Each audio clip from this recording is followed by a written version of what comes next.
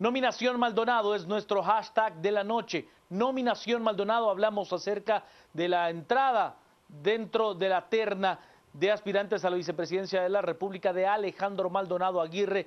Él es actual magistrado de Corte de Constitucionalidad. Quien ha salido de la terna es el diputado Oliverio García Rodas. No está más, ha presentado su renuncia, si es que se puede tomar como tal, pues su no aceptación a esta nominación de terna de aspirantes a la vicepresidencia, que sigue integrada por Adrián Zapata, por Adela Camacho de Torreviarte y ahora la incorporación de Alejandro Maldonado Aguirre. Nominación Maldonado es nuestro hashtag de la noche. Hoy se hablaba que todo estaba prácticamente arreglado para que en el Congreso de la República se diera la elección de Adela, la designación en este caso de Adela Camacho de Torreviarte como vicepresidenta de la República. La bancada líder ya había anunciado su voto y los 60 miembros de esa bancada ya estaban listos para votar. También lo hacía en su momento la bancada del Partido Patriota, pero las bancadas minoritarias lograron que se diera un receso y será hasta mañana a las 10 de la mañana con una nueva terna que se busque tener vicepresidente o vicepresidenta en Guatemala.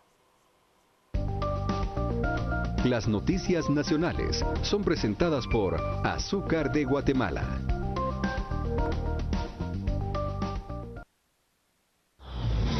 Los congresistas por segundo día no llegan a consensos para elegir al sustituto o sustituta de Roxana Valdetti. La cuestión es complicada para el país, pero es simple dentro del Congreso. Dentro del hemiciclo hay dos grupos conformados, uno por la alianza líder y PP, quienes quieren que se escoja o a Oliverio García, a Andrés Zapata o a Adela de Torreviarte. Muy juntos, líderes y oficialistas piden que se lleve a cabo el proceso. Y deberíamos darnos un día más y mañana jueves poder tomar una decisión. Es mi opinión y es lo que yo estoy sugiriendo para que ustedes decidan. Muchas gracias. Esa terna, pido al honorable pleno que apoye y respalde que esa terna no es idónea, no es legítima y que únicamente viene a respaldar una estructura prefabricada para la corrupción y la impunidad. No podemos avalar eso.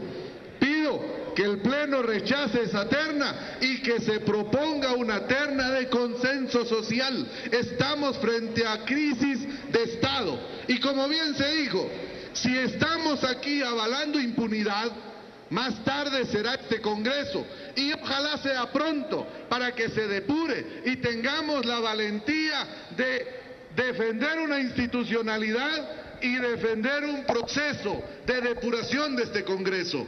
El otro grupo son todas las bancadas minoritarias, quienes quieren que dentro de la terna no exista ningún miembro del Partido Patriota y piden que se incluyan a otros ciudadanos alejados del oficialismo. Nosotros hoy estamos acá, los 62 votos de líder, menos 2 que se han reportado enfermos y que se lo dije anteriormente, para que cumplamos nuestra misión de escoger a un vicepresidente imperfecto, porque es humano al final, dentro de un pleno lleno de imperfectos, buscando a un perfecto que nunca lo van a encontrar. El Congreso de la República no puede regresar la terna.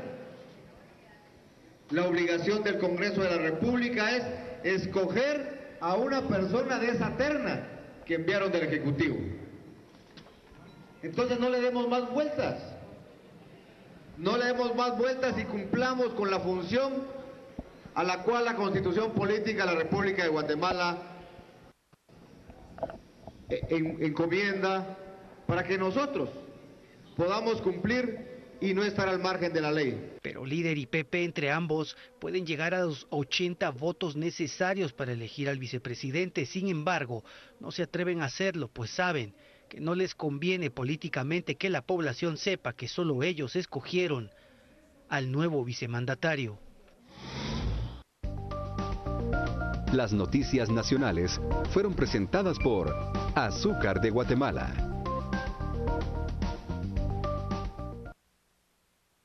Nominación Maldonado es nuestro hashtag de la noche. Vámonos a las redes, ya tenemos mensajes con esa etiqueta. Nos dice Andrés Azurdia, nominación Maldonado, ¿por qué seguir poniendo en la terna a personas del gobierno? ¿Acaso no tienen gente de confianza afuera? Es lo que plantea Andrés. Nos dice, yo pensé que iban a decir algo sobre Eric Archila. Ah, no, si dicen algo los echan. A ver, yo le voy a contestar con todo el gusto del mundo. Lo voy a hacer yo. Si usted cree que el hecho de que un ministro de Estado se haya presentado ante una comisión pesquisidora el día de hoy, la cual no se reunió porque no hubo quórum, es más importante que hablar de la selección y la incorporación a una terna del vicepresidente de la República, creo que tenemos visiones diferentes de cuál es la importancia de una noticia y otra. Yo no tengo una defensa oficiosa del ministro Eric Archila Dehesa, que efectivamente es el máximo accionista de Canal Antigua y de Grupo A, del cual pues somos parte. Yo no tengo una defensa oficiosa de su trabajo como ministro de Estado. Lo que yo, Juan Carlos Sandoval, le puedo decir con toda certeza es que en este espacio en el cual yo trabajo, nunca he recibido un solo tema en el cual Eric Archila me haya llamado y me diga no lo toque, no hable de esa forma o no diga tal cosa. De eso le puedo dar certeza, le puedo dar mi palabra de que así ha sido. Creo que mis compañeros coincidirán que nadie nos ha impuesto nunca un tema que tratar. Es más, de los 4 años que llevo yo de trabajar en Canal Antigua, he visto y me he reunido con Eric Archila Dehesa no más de 15 veces en 4 años. Por eso es que creo que la selección de esta noche es hablar de quienes integran la terna para aspirantes a la vicepresidencia de la República. Philip. E incluso, ya lo hemos aclarado en varias ocasiones, pero siempre es bueno refrescar el modelo. ¿Cómo y quién decide el tema que se trata cada noche? Alrededor de las 6, 7 de la noche, dependiendo de los eventos del día, el equipo al que le toca participar cada noche se comunican, nos comunicamos por correo, por mensaje de teléfono, y decimos, miren, estos son los temas del día, ¿cuál tocamos? Y sobre eso decimos. La decisión es de los 3 que se sientan en este espacio. Y no hay absolutamente ninguna participación de personas externas incluso al programa de las 10 p.m. en decidir qué tema va, qué se toca, qué no se toca. ¿Qué hashtag usamos? La responsabilidad de eso es absolutamente nuestra. Así de simple. Seguimos con el tema, estamos con Nominación Maldonado. Nos vamos, nos plantea el Tigre Guerra. Al revisar las hojas de vida de los candidatos para vice, a excepción de Adela de Torre Viarte, son propuestas muy interesantes. Nos dice Ciudadano Activo, cuéntenos cómo es que Maldonado llega a la terna con la salida de Oliverio García Rodas, porque en el Pleno del Congreso de la República no hubo consenso. Hoy se tenía ya bastante avanzado el tema de que bancada líder y bancada patriota votarían por Adela Camacho de Torreviarte. Ese era prácticamente lo escrito. María Isabel Flores nos plantea, ese señor ya no, ha pasteleado en muchos puestos y en la CC se siente rey y saber cuán honrado es, lo que nos dice Catfish. ¿Y qué se puede esperar si lo que está buscando es quien asolape sus tranzas y amoríos? Es lo que plantea Catfish. Álvaro Folgar, sería error nombrar como vice a Alejandro Maldonado. Hay que conocer su pasado político y tantas cosas más. Carlos Solís, yo creo que de aquí en adelante el pueblo debe de fiscalizar siempre a los gobernantes, jamás dar por sentado que todo está bien. Es los comentarios que se vienen discutiendo en las redes sociales. Esta noche estamos usando el hashtag Nominación Maldonado para hablar de nuestra temática. Le doy la bienvenida, las buenas noches y la palabra al licenciado Cristian Manolo Castillo. Juan Carlos Filip, buenas noches. Un gran saludo para todos los que nos acompañan, invitados a participar de este momento en el que el país se sostiene sobre el debate público, sobre el debate ciudadano. Y este, por excelencia, ha sido un espacio de debate ciudadano. Yo quisiera de pronto ampliar un planteamiento que ha hecho uno de nuestros colegas de este espacio. El licenciado Ostaldo Zapeta refiere que en Guatemala el largo plazo en política son 24 horas. Me parece que hay que ampliar ese concepto y esa ley que él plantea como ley de la política nacional a 1 hora. El largo plazo en este país se ha vuelto 1 hora. Y de hecho, inclusive en este espacio hemos tenido esa experiencia de tener que ir cambiando los temas porque la dinámica es sumamente dinámica y eso ha exigido que los cambios se hagan inclusive muchas veces en el momento de ponernos de acuerdo ya antes de entrar al aire. En el concreto tema que nos compete hoy, el ingreso a la terna de vicepresidenciales de Alejandro Maldonado Aguirre, me parece que hay que tener en cuenta un elemento fundamental. Durante el actual periodo de gobierno, la CC prácticamente fue el otro poder a la par del Ejecutivo. Fue la Corte de Constitucionalidad la que sobredeterminó elementos políticos de este periodo gubernamental. Ante la excesiva judicialización de la política y ante la incapacidad de los actores políticos de poder llegar a consensos, muchos de los temas se dirimieron por la vía judicial y muchos de los temas fundamentales terminaron en la Corte de Constitucionalidad. Desde elementos como la reforma a la formación inicial docente del Ministerio de Educación, que termina quedando firme con una resolución de la Corte de Constitucionalidad, hasta, por ejemplo, dejar sin validez la cédula de vecindad, que porque el Congreso no tuvo la capacidad de ponerse de acuerdo y de ampliar el periodo de la cédula de vecindad o de una vez dejarla fuera de circulación, es la Corte de Constitucionalidad la que define que la cédula quedó fuera de circulación. El otro elemento que es tal vez el más preocupante de este periodo presidencial fue que la Corte de Constitucionalidad le dijo al Congreso cómo funcionar. Fue a raíz de una resolución de la Corte de Constitucionalidad que se pudo detener las interpelaciones y dio la vía para prácticamente desnaturalizar, matarla, de una vez sacarla de utilidad la figura de la interpelación. Entonces la CC ha venido jugando un papel político, un papel de el gran contrapeso o el gran equilibrador político de este periodo. En algunas reflexiones yo planteaba que teníamos un sistema republicano de dos poderes. El Ejecutivo bajo la administración de Otto Pérez Molina y la Corte de Constitucionalidad, porque básicamente el Legislativo y el organismo judicial estaban alineados, se mantuvieron alineados al Ejecutivo. Entonces, me parece que la llegada de un personaje de la Corte de Constitucionalidad, que además ha sido reconocida su trayectoria en diferentes puestos, más allá de los elementos que puedan salir de luces y sombras de Maldonado Aguirre, me parece que Alejandro Maldonado Aguirre es un actor que conoce profundamente el sistema democrático, que ha estado en posiciones tal vez complejas para dirimir y generar válvulas de escape para evitar un rompimiento.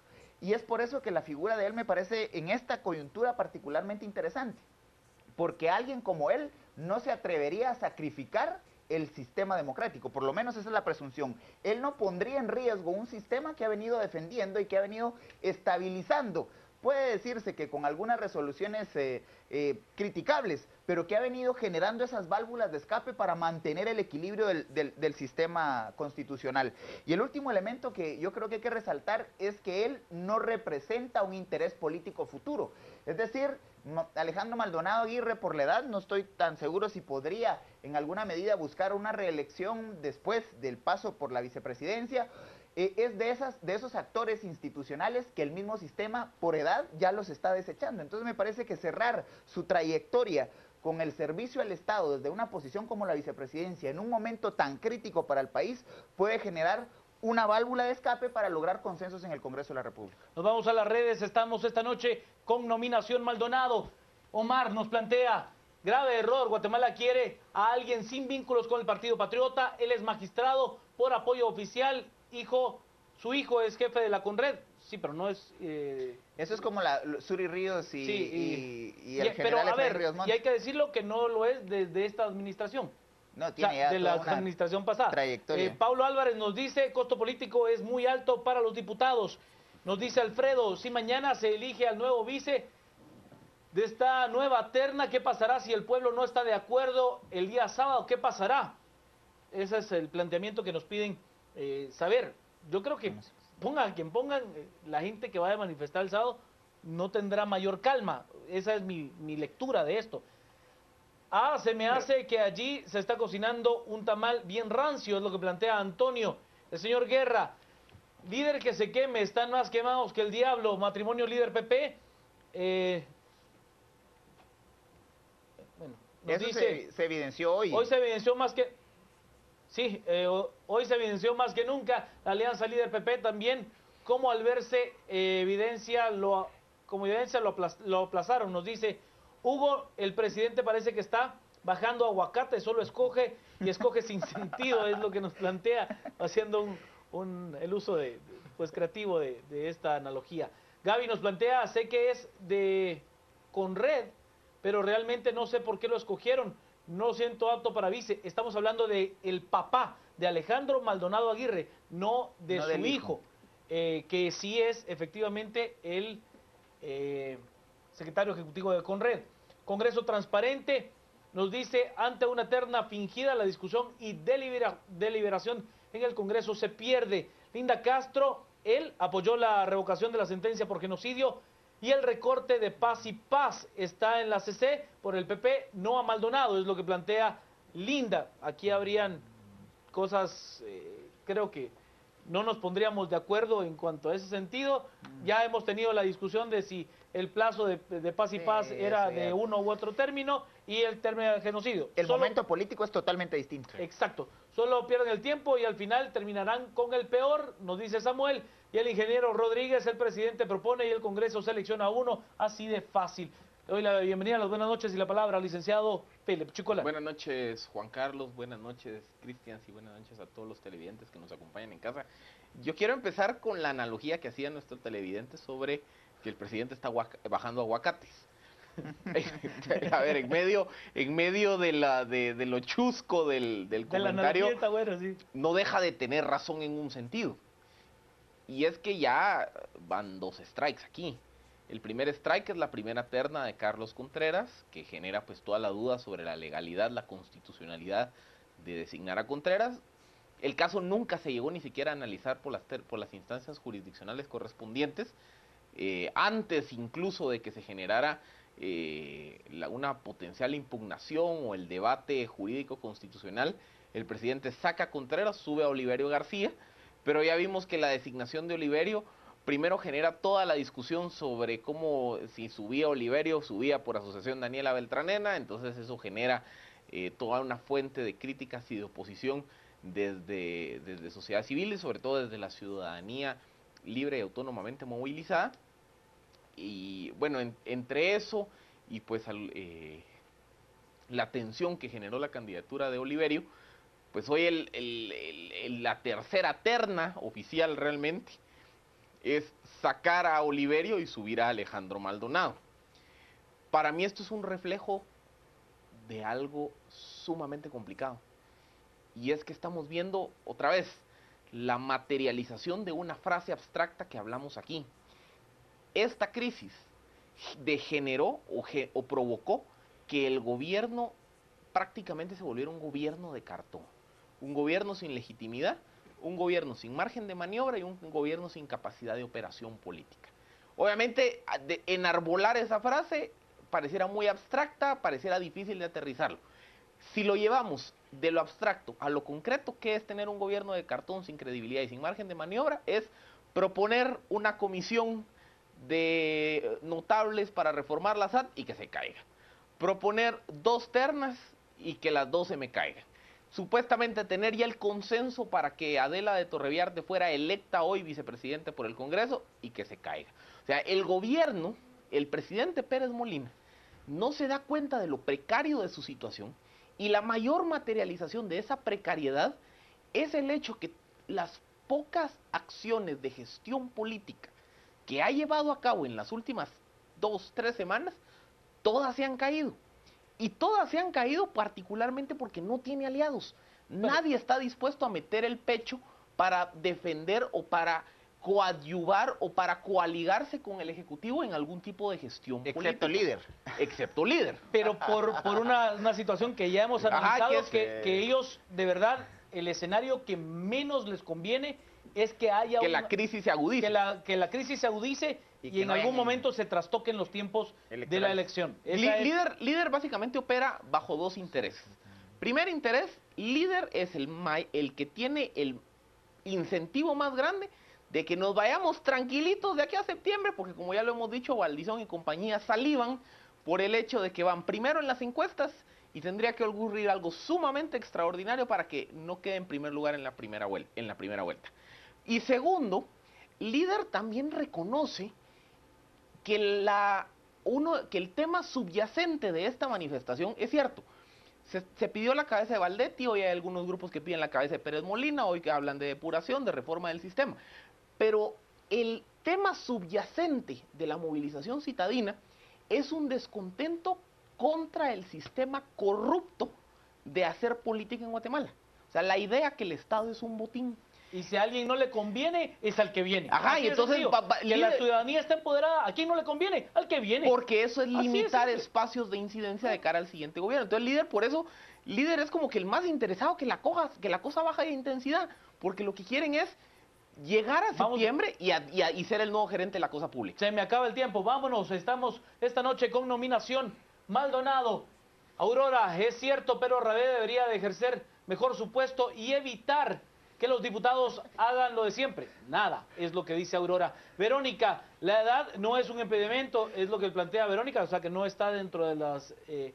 creo que no se refería a un impedimento legal, el licenciado Castillo, sino a un impedimento de carácter social, o sea que no fuera atractivo ante el electorado. Ya somos el tema más comentado esta noche en Twitter a esta hora, con Nominación Maldonado. Ana nos plantea, con Nominación Maldonado, él tiene años de trabajar porque se respete la Constitución, es una persona honorable, es lo que nos dice Ana.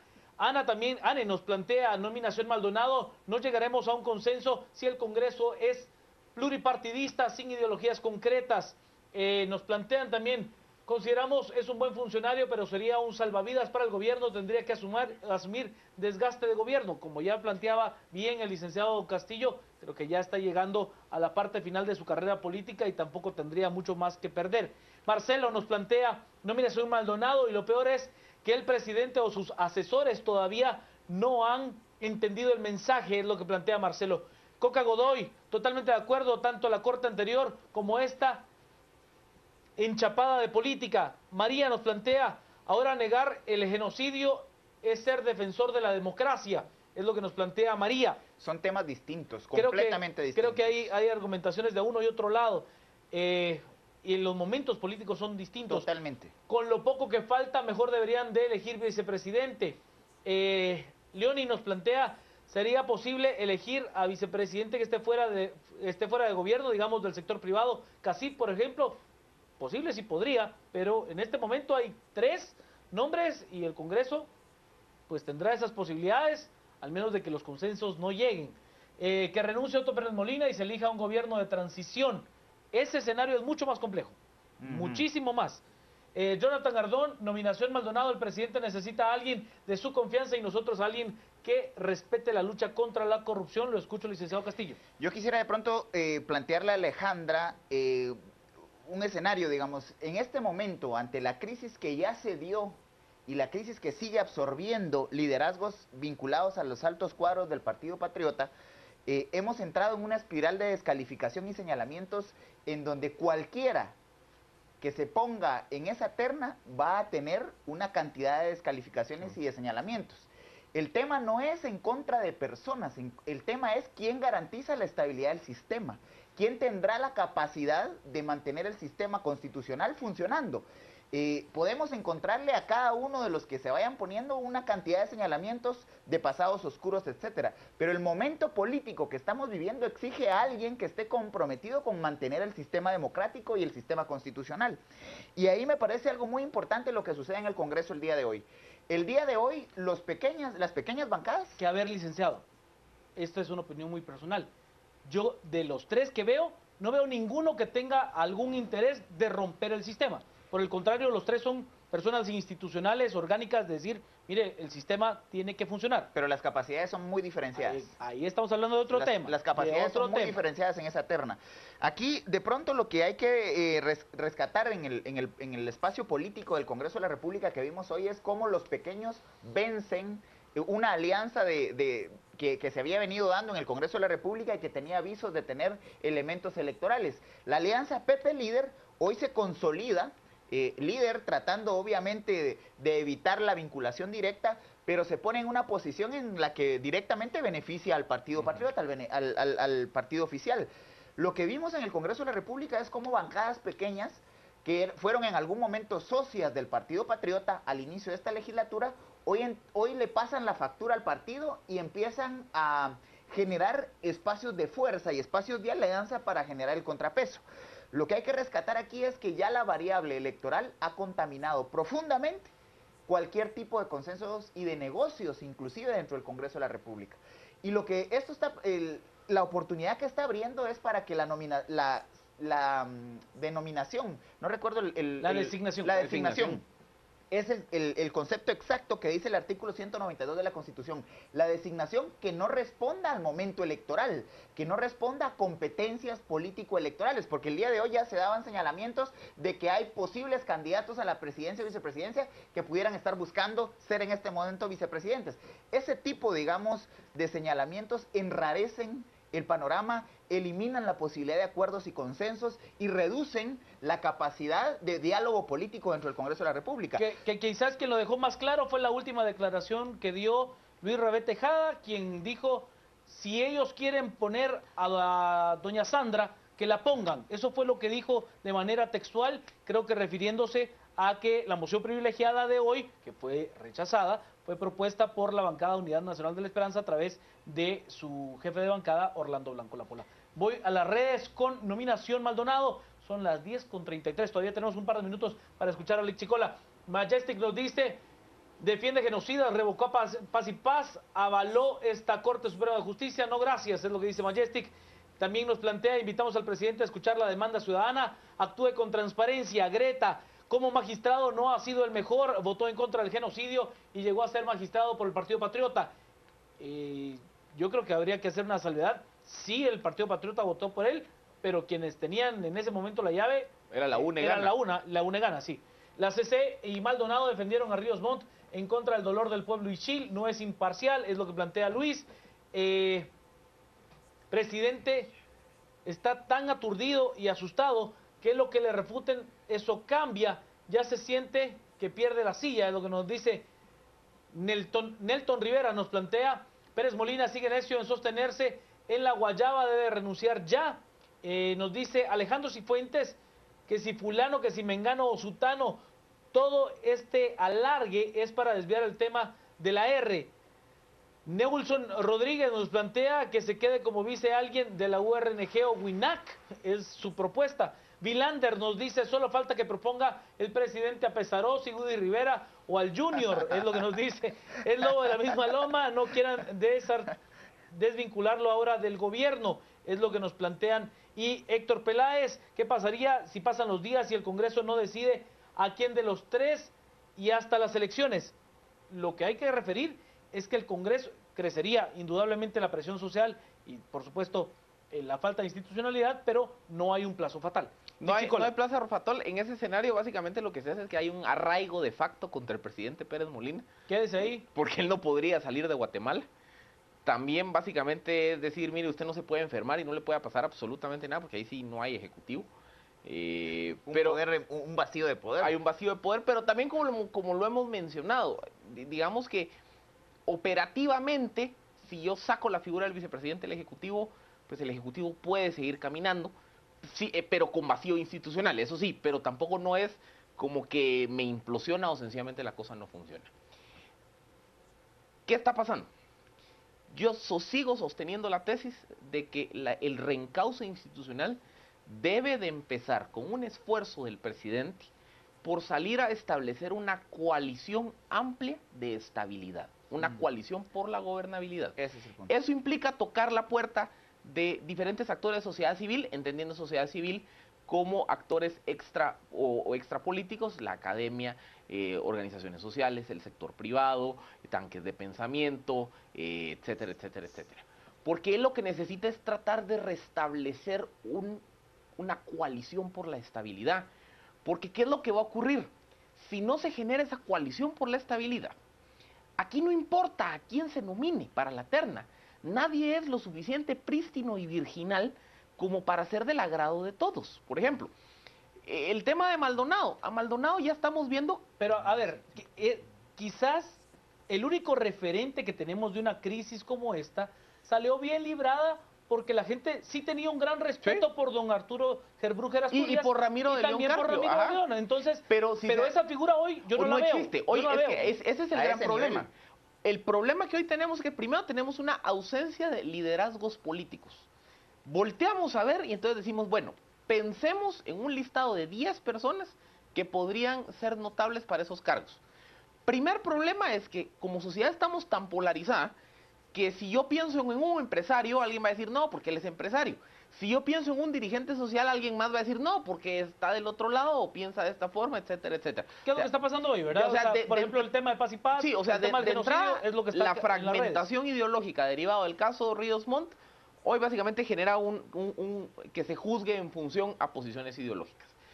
Segundo, por eso les digo, mientras la decisión se siga percibiendo como es el presidente solito quien está tomando la decisión, sin un esfuerzo de generar una coalición por estabilidad nacional, siempre, siempre, siempre va a haber forma de cuestionar cualquier candidato. Por ejemplo, Adelita de Torrevierte. Ya hoy están surgiendo los cuestionamientos sobre su manejo de la reforma policial, sobre el hecho de que haya tanta corrupción de la policía en sus narices. Pero ella no ha sido contundente en nada, Filipe. No, totalmente. Ni cuando no. fue ministra de Gobernación, ni al frente de la reforma policial. Es alguien inmaculado, alguien que no tiene tanta tacha, pero que no ha, no ha representado avances significativos. Pero ese es mi punto. Mi punto es que a menos de que se logre establecer una terna o un personaje de consenso entre varios sectores, siempre, quien yo lo levante, yo puedo levantar al rector de San Carlos y las privadas van a decir, nada, porque es de San Carlos. Yo puedo traer a alguien del mundo de la academia privada, pero van a decir, nada, porque es de universidades privadas. O sea, siempre va a haber una fuente de crítica. Y la única forma de minimizar la fuente de crítica es que hay un esfuerzo desde el Ejecutivo por tender puentes con otros sectores y decirle, miren mucha, la procesión o la cargamos juntos o se me va a caer. Y el hecho de que ya el Ejecutivo haya abanicado 2 veces con las 2 primeras ternas ya es mala señal. Yo le hago una pregunta al licenciado Castillo, que hablaba del caso de Adela Camacho de Torreviarte. ¿Usted ve, Lic, de verdad que algo pueda pasar importante de aquí a 8 meses?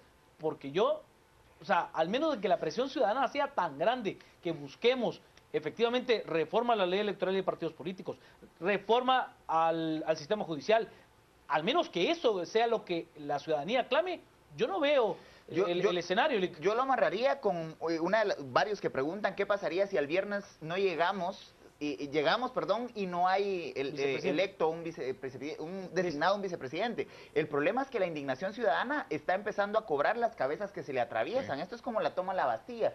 Y yo lo refería en algún análisis previo.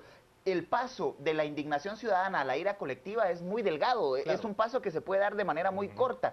Y entonces, si el Congreso no tiene la capacidad de políticamente generar una válvula de escape, se van a ir en contra del Congreso y al final se va el presidente, se va el Congreso, lo que vamos a tener es un descabezamiento del sistema constitucional. Y también una última cosa, yo sé que nos tenemos que ir a corte, pero el otro problema que hay en esta ecuación es que el presidente está lanzando nombres. Y la sensación es que aquí esto va a ser una elección gato pardo. O sea, tuvimos que cambiar a Roxana Valdetti para que todo siguiera igual. Pero el presidente y el Ejecutivo, y ni el Congreso, ni ningún actor políticamente relevante, ha salido a decir, miren, vamos a elegir vicepresidente. Restablecido el orden político, depuramos. Porque aquí hay que sacar cuadros gangrenados de la administración pública. Y después de eso, con el poco capital político y reconociendo que estoy a 7, 8 meses de entregar el cargo, voy a tratar de empujar algún tipo de reforma, ya sea en el tema electoral, servicio civil y demás. El problema es que a estas alturas del partido no hay una agenda. O sea, aquí se están tirando nombres al aire para ver quién llena el vacío institucional, pero no se está diciendo qué va a pasar un día después de electo o de designado el vicepresidente sustituto. Y eso genera 2 cosas. Primero, ahuyenta a buena gente.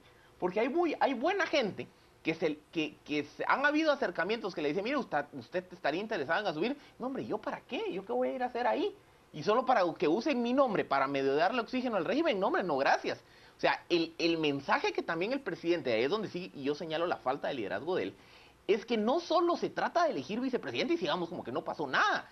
Esto tiene que dar inicio a un proceso de reencauce, de depuración, a un proceso de reforma institucional en la medida de lo posible. Y no solo en lo que queda. 8 meses. Y por eso les digo, no solo es poner nombres, porque ya vimos que si yo sigo tirando nombres al aire, la ira colectiva los va a empezar a bajar. Y aquí, por eso les digo, nadie va a ser lo suficientemente prístino para que les guste a todos los actores relevantes. Entonces, aquí la única forma es coalición por estabilidad y una agenda de reencauce. De lo contrario, las ternas se van a seguir cayendo. Vámonos a las redes. Estamos esta noche con Nominación Maldonado, siendo el tema más comentado a esta hora en Twitter. Nos dice Susi, es cierto que a todos le vamos a encontrar defectos o pasado oscuro, pero eso significa que debemos de conformarnos. Es su pregunta. Héctor Guzmán, no importa quien se elija como población no estaremos tranquilos si no lo elegimos nosotros. Bueno, no estuvimos de acuerdo con el que elegimos nosotros. Sí. Ese es el primero de los temas. O sea, Pero eso es mandato revocatoria, sí, es pero, válida. de acuerdo, pero con el que no elegimos, con el que elegimos nosotros, tampoco estábamos de acuerdo. El extraordinario actor y comediante Jairón Salguero tuitea esta noche con nosotros desde su cuenta oficial y nos dice que pongan a Valdizón. Así ya no puede ser candidato. Es lo que nos dice Jairón. El analista y licenciado Mario Archila nos dice, era unionista, su hijo es jefe de Conred, no creo que el Congreso no pueda pedir nueva terna, es lo que nos plantea el licenciado Archila. Dayane nos plantea, es un candidato de gran trayectoria y persona que goza de honorabilidad, Luis Guzmán, porque si la terna es de 3 y uno no califica, que escojan entre los otros 2 y ya. Ahí hay un debate jurídico de que si no hay 3 que puedan ser designados, no habría terna, como lo refiere el artículo 192. Luis Guzmán, porque si la terna, ya lo leía, Karen nos dice, qué triste que no haya nadie que no tenga algo turbio en su pasado. Carlos Salazar, nadie podrá salvar esta institucionalidad de intereses mezquinos, corrupción, tráfico de influencias, es un Titanic y no veo liderazgo ni coordinación. Y nos plantean, ni licuado saldrá uno competente. También nos plantea, mientras tanto seguiremos viendo el circo en el Congreso y el presidente sigue intentando e intentando. Son los comentarios que tenemos a esta hora en nuestra cuenta en Twitter y por supuesto que seguimos con Nominación Maldonado siendo nuestro hashtag de la noche. Pausa y regresamos con más a las 10 p.m.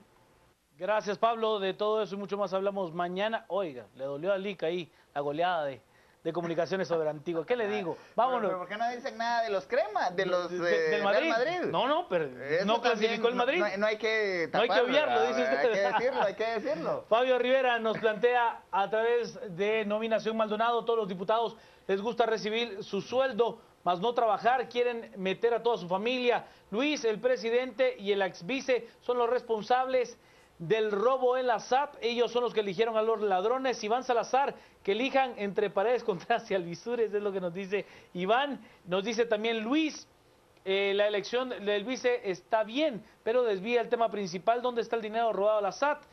Chávez nos plantea, Maldonado cercano a Arsuto Reviarte contrató a gente de su partido en la Policía Nacional Civil. Zapata, su trabajo, Adorno es lo que nos dice.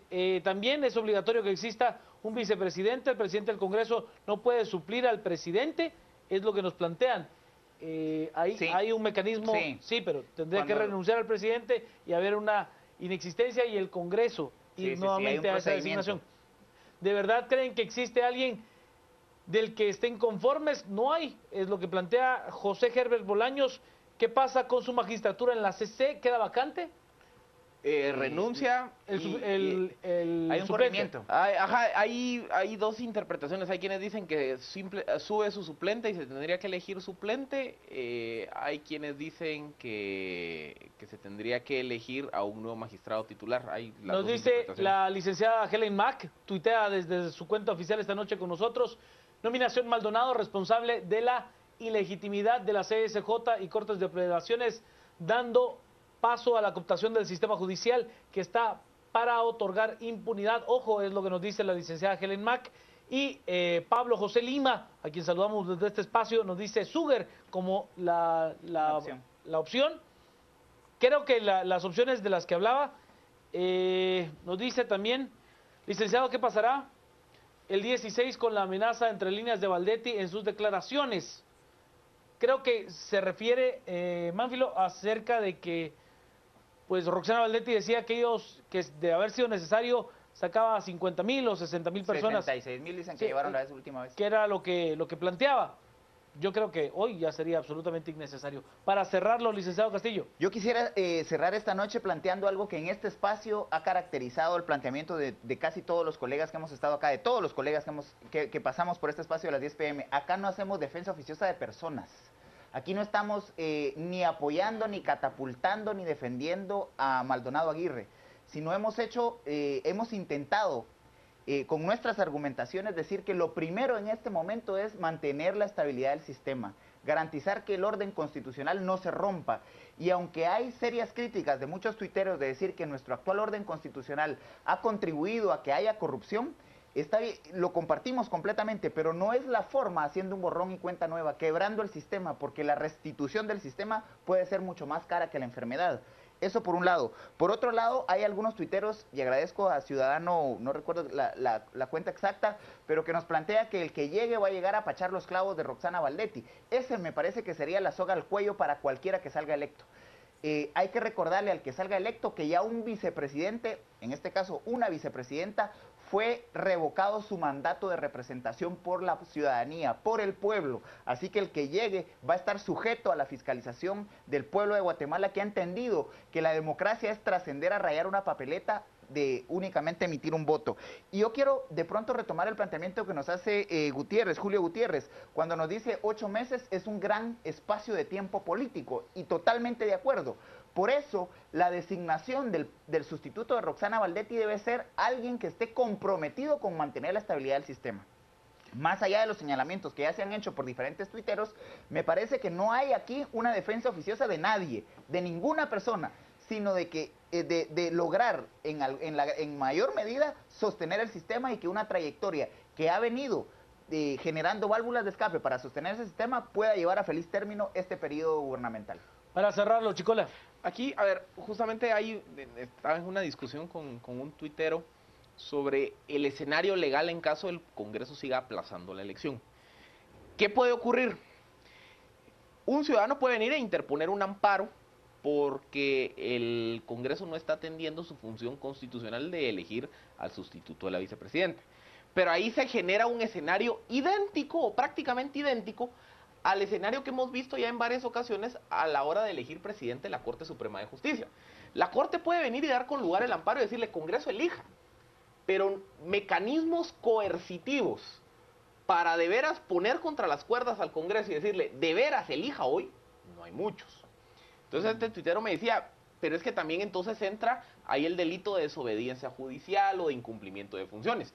Sí, pero es que ahí estaríamos hablando entonces que eso implicaría que para que el delito empiece a caminar, se tendría que ir y solicitar ante juicio. Pero aquí no hay plazo fatal. Ajá. Aquí no hay plazo entonces, fatal. Por eso les digo, o sea, si el Congreso se sigue retrasando, puede haber un amparo, pero básicamente no copiamos el mismo escenario de Presidencia y de Corte Suprema de Justicia, que a menos pero ahí sí había un plazo fatal. Ajá, pero por ejemplo ahí el Congreso puede decir, nos vamos a reunir todos los días, pero resulta que todos los días no llegamos al consenso, entonces no elegimos. O sea, no hay un momento que las herramientas institucionales para de veras ahorcar a los diputados y decirles, elijan, se quedan cortas. Pero a ver, hay que ser claros.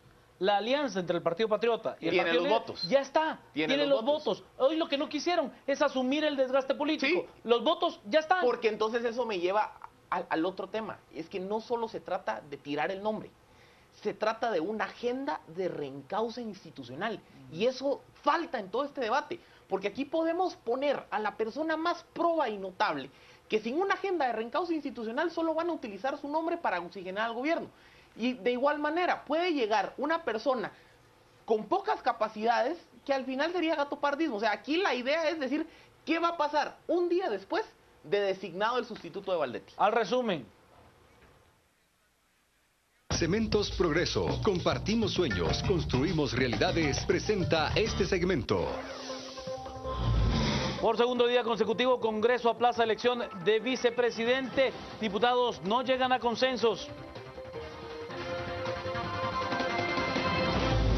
Fuerzas de seguridad capturan a 3 personas señaladas de pánico financiero luego de divulgar que Ban Rural tenía problemas de liquidez.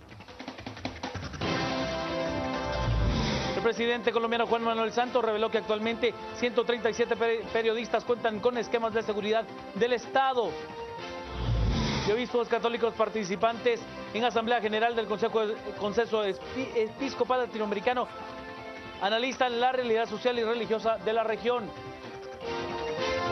Cementos Progreso. Compartimos sueños, construimos realidades. Presentó este segmento. Castillo, Chicola, Sandoval, que tenga una noche muy hermosa.